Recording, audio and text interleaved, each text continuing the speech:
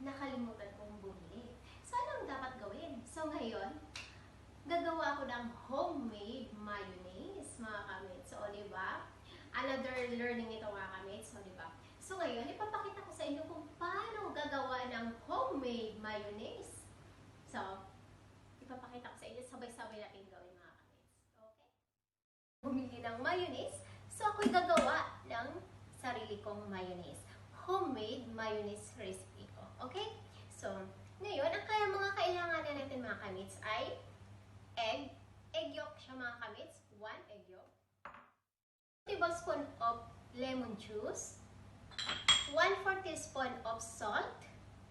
And a Dijon mustard is 1 teaspoon also, mga kamates. And a 1 teaspoon of cold water. Then, 3/4 cup of oil. So, sunflower oil, canola oil, pero ako gagamitin ko ang olive oil, mga kamates. So, ngayon, ang gagawin natin ay paghaluin nilang sila lahat. Super simple, easy siya, mga kamates. Okay? Paghaluin natin sila lahat sa food processor. Okay? 1 egg yolk. And then the salt. And then ngayon, lemon juice. And the mustard. And 1 teaspoon of cold water. So, ang gagawin natin, i-blend natin sila all together.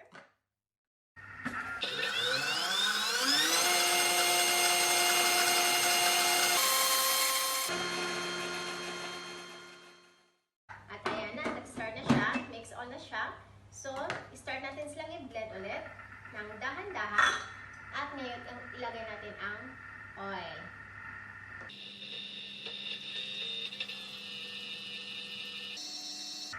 So, kailangan dahan-dahan na natin siya pagbuhos habang nag-blend, nag-mix yung ating blender. Ayan, naubos din. Sabay, i-high speed natin. Medium speed na siya. Yung speed niya, medium na. Ngayon, i-slow ko. And then, ito-turn off natin. Yes. So, ready na yung mayonnaise ko. Look at that! Yung mayonnaise ko, mga kamates. So, ngayon, iti-take out ko na siya. And, para ready na dun sa recipe ko.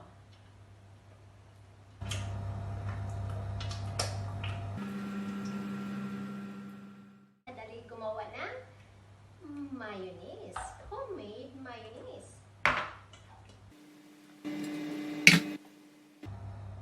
Okay? Ngayon, ito na yung lasa ng homemade mayonnaise.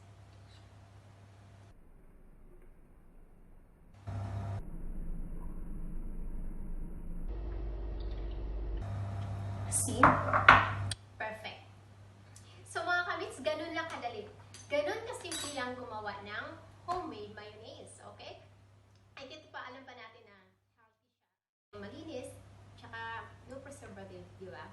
So, ganun kasimple, kadali. Kaya huwag kayo magpanik. Kung meron mo kayong may employer, nagtatrabaho tayo, so huwag tayo magpanik kung meron tayong nakakalimutan na ingredients, mga kamates. Kasi madali lang, madaling solusyonan, di ba? Hanapan ng paraan kung paano. Basta kumpleto lang tayo lahat sa gamit, okay?